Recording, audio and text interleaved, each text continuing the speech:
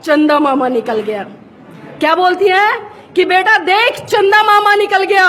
और जब करवा चौथ जैसी रूढ़िवादी परंपराएं आती है तो आप उसी चांद को पति के रूप में देखती हैं। तो कैसा दोहरा मापदंड।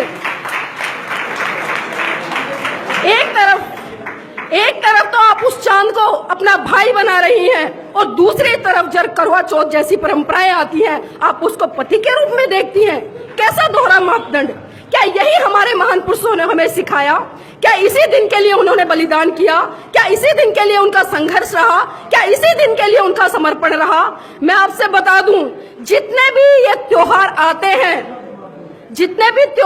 हैं यहाँ पर आप सभी समझ रहे होंगे मैं कौन से त्योहारों की बात कर रही हूँ। आप सभी उन त्योहारों को बनाना बंद करें, क्योंकि साथियों आप कम से कम 50-60 हजार रुपए एक साल में उन त्योहारों पर बर्बाद करते हो।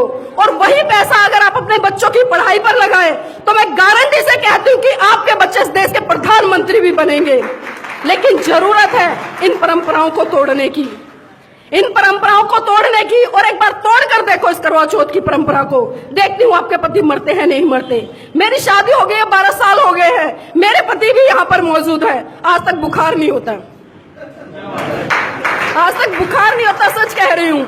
छोटी मोटी बीमारियां हैं वो अलग मैटर है, लेकिन जो बात आती है कि मरने की, पति की लंबी उम्र हो की, तो साथियों हमें जरूरत है आज जागने की, क्योंकि आज हम उस मुकाम पर हैं जो हमारे महान पुरुषों ने बलिदान दिया, उसके खातिर आज हम यहाँ पर आज पहुंचे हैं। अच्छी नौकरियों पर काबिज है, अच्छी कॉलेजों में पढ़ रहे हैं, अच्छी डिग्रियां ले रहे हैं। मंच पर आसीन हमारे 2 साथी हैं जो कि जेएनयू से हैं। ये अधिकार किसने दिलाया इनको? किसने दिलाया? अगर बाबा साहब इस समाज के लिए इतना त्याग समर्पण नहीं करते, साथियों मैं गारंटी से कहती हूँ बाबा साहब ने तो 4 बच्चे मिशन मूवमेंट पे कुर्बान करे हैं। जिस दिन आप एक बच्चा भी कुर्बान कर दोगे ना, मैं मान जाऊंगी कि हाँ आप बाबा साहब का सम्मान करते हैं। लेकिन हम दोगलापन दिखाते हैं, हम सिर्फ दोगलापन दिखाते हैं, दोगली बातें करते हैं। हम बात करते हैं मिशन मूवमेंट की, लेकिन जैसे ही घर में घुसते हैं तो वहां पर घंटियां बजती हैं। आखिर क्यों?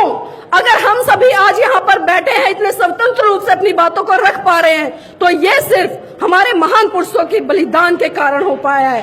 तो हमारा सच्चा सम्मान तभी हो पाएगा और सच्ची श्रद्धांजलि हमारे महान पुरुषों को तभी हो पाएगी जब हम उनके बताए हुए बातों को फॉलो करेंगे और उनको फॉलो कर अपने व्यवहार में उतारेंगे, और व्यवहार में उतार कर अपने जीवन के साथ साथ अपने समाज के से जुड़े हुए सभी साथियों का, इस राष्ट्र का, इस देश का